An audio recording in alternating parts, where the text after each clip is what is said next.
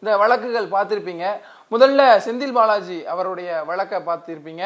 அவருடைய ஜாமீனா இல்லது அமைச்சர் பதவியா என கேட்டிருக்கிறாங்க. ஜாமீன் ரத்தாக வாய்ப்பு இருக்கா சார்? செந்தில் பாலாஜி அமைச்சர், ஊழல் அமைச்சர், அவரை பொறுத்த வரைக்கும் திமுக அமைச்சர் செந்தில் பாலாஜிக்கு இப்போ கடலில் குதிக்கிறதா இல்லை தண்ணி இல்லாத பாழும் கிணத்துல குதிக்கிறதாங்கிறது தான் இப்போ உச்சநீதிமன்றம் ஒரு காலக்கெடு நிர்ணயம் செய்திருக்கிறது. உச்சநீதிமன்றம் உங்களுக்கு பெயில் வேணுமா இல்லை அமைச்சர் பதவி வேணுமா, நீங்கள் அமைச்சர் இல்லைன்னு சொல்லி தான் நீங்கள் பெயிலை வாங்கிட்டு போனீங்க. இப்போ நீங்கள் பெயில் கொடுத்த உடனே நீங்கள் உடனடியே அமைச்சராக இருக்கீங்க.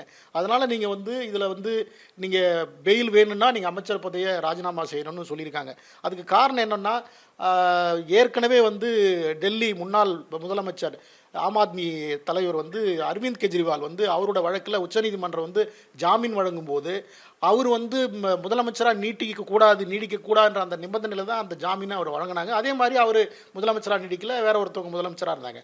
அதன் அடிப்படையில் தான் பாலாஜிக்கும் செந்தில் பாலாஜிக்கும் அவர் அமைச்சர் இல்லை அப்படின்றதுனால ஊழல் வழக்கில் அவருக்கு ஜாமீன் கொடுத்தாங்க. பொதுவாக ஜாமீன் கொடுக்க மாட்டாங்க இந்த போன்ற ஊழல் வழக்கு, மணி லாண்டரிங் கேஸில். உச்சநீதிமன்றம் சொல்லியிருக்கிறது என்னென்னா, நீங்கள் அதிக நாள் சிறையில் இருந்ததுனாலையும் ட்ரையல் எடுக்கிறதுக்கு காலதாமதம் ஆகுன்ற அந்த 2 காரணத்துக்காக உங்களுக்கு கொடுக்கப்பட்ட லிபர்ட்டி, சுதந்திரம், அதாவது பெயில் கொடுக்க வேண்டிய அதுக்காக தான் உங்களுக்கு கொடுத்தோம். அதை நீங்கள் அத்துமீறீங்க. அந்த சாட்சிகளை கலைக்க ஒரு அமைச்சராக நீங்கள் பல முயற்சி எடுத்துருக்கீங்க நிறுவனமாகின்றதுனால தான் இன்றைக்கி இப்படிப்பட்ட ஒரு கெடு வச்சுருக்காங்க. அதனால் என்னுடைய பார்வை என்னன்னா, செந்தில் பாலாஜி அமைச்சர் அவர் உடனடியாக ராஜினாமா செய்கிறது தான் அவருக்கான ஒரு நல்ல ஒரு தீர்வாக இருக்கும். ராஜினாமா செய்யலைன்னா உச்சநீதிமன்றம் பெயிலை கேன்சல் பண்ணும், அவர் சிறைக்கு செல்வார்.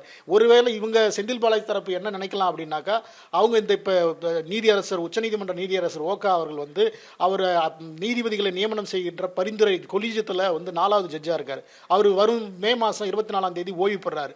அப்படி அவர் ஓய்வு பெற்றால் அவர் போன பிறகு வேற யாராவது ஒரு நீதிபதி அவர்கிட்ட எதையாவது பேசி இது இவங்க பெயில் வாங்கலாம், இல்லை இவரே மந்திரியாவை நீட்டிக்கிட்டு பண்ணலாம் அப்படின்ற ஒரு ஐடியாவில் கூட அவங்க இருக்கலாம்.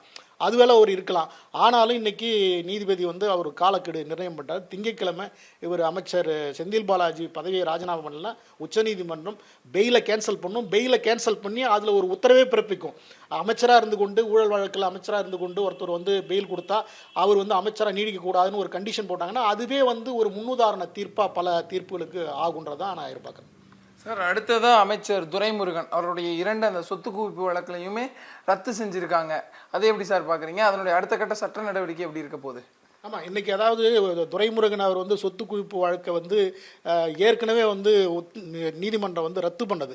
அந்த ரத்து பண்ண தீர்ப்பை இன்றைக்கி உயர்நீதிமன்றம் அந்த தீர்ப்பை ரத்து பண்ணியிருக்கு. இப்போ அவருக்கு எதிரான அவருக்கு மனைவிக்கு எதிரான அந்த ஊழல் வழக்கு, வருமானத்துக்கு அதிகமாக சொத்து குவிச்ச ஊழல் வழக்கு ட்ரையல் கோர்ட்டில் விசாரணை செஞ்சு மறுபடியும் சாட்சிகளை விசாரித்து ஒரு தீர்ப்பு வழங்க. அதுலேயும் அவர் துரைமுருகன் குற்றவாளி அப்படின்னு தீர்ப்பு வரும்னு தான் எதிர்பார்க்குறோம். ஏன்னா அதில் சாட்சிகள் எல்லாம் கிளியராக இருக்குது. அவர் வருமானத்துக்கு அதிகமாக சொத்து குவித்த எல்லாம் முகாந்திரம் இருக்கிறதுனால தான் உயர்நீதிமன்றம் இன்னைக்கு அந்த ரத்து செய்த தீர்ப்பையே ரத்து பண்ணியிருக்காங்க. அதனால் அவரும் சிறைக்கு செல்லக்கூடிய வாய்ப்பு இருக்குது. சார், 3வதா அமைச்சர் பொன்முடி அவருடைய சர்ச்சை பேசி கேள்விப்பட்டிருக்கீங்க. ஜூன் 5ஆம் தேதிக்குள்ள தமிழக அரசு பதில் தரணும் அப்படின்னு நீதிமன்றம் சொல்லியிருக்கு. இதனுடைய நடவடிக்கை எப்படி சார் இருக்கும்? அதாவது மிகப்பெரிய வருத்தம் என்னன்னா, முதல்வர் மு.க. ஸ்டாலின் அவர்களுக்கு வேற யாரும் திறமையான மந்திரிகள் அவரோட மந்திரி சேவையோ இல்லை அவர்களுடைய எம்எல்ஏக்கள் யாருமே இல்லையா? அப்படி எம்எல்ஏக்கள் இல்லைன்னா, திமுக எம்எல்ஏக்கள் சிறந்த மந்திரிகள் இல்லைன்னா வேற யாரையா கூட நீங்கள் மந்திரி ஆக்கலாம். எம்எல்ஏ இருக்கணுன்ற கட்டாயம் கிடையாது. ஒரு ஊழல் கரைபிடிந்தவர்கள், பிரச்சனைக்குரியவர்கள், அதாவது அது மட்டும் இல்லாமல் சர்ச்சைக்குரியவர்கள். பொன்முடிங்கிறவர் எப்பவுமே பெண்களுக்கு எதிராக ஒரு ஆபாசமாக நக்கல் நையாண்டியாக பேசுகிற, ஓசு பஸ்ன்னுவார், நீங்கள்லாம் ஓட்டு போட்டு கிழிச்சிங்களா, பெண்களை ஒரு ஆபாசமாகவும் ஒரு அருவருக்கத்தக்கல பேசக்கூடிய ஒரு நக்கல் நையாண்டி பேசக்கூடியவர். இன்றைக்கு ஒரு அதிகப்படியாக வாழ்கிற ஒரு விலை மாதவியின் வீட்டுக்கு ஒருத்தன் போகிறான். போகும்போது அந்த அம்மா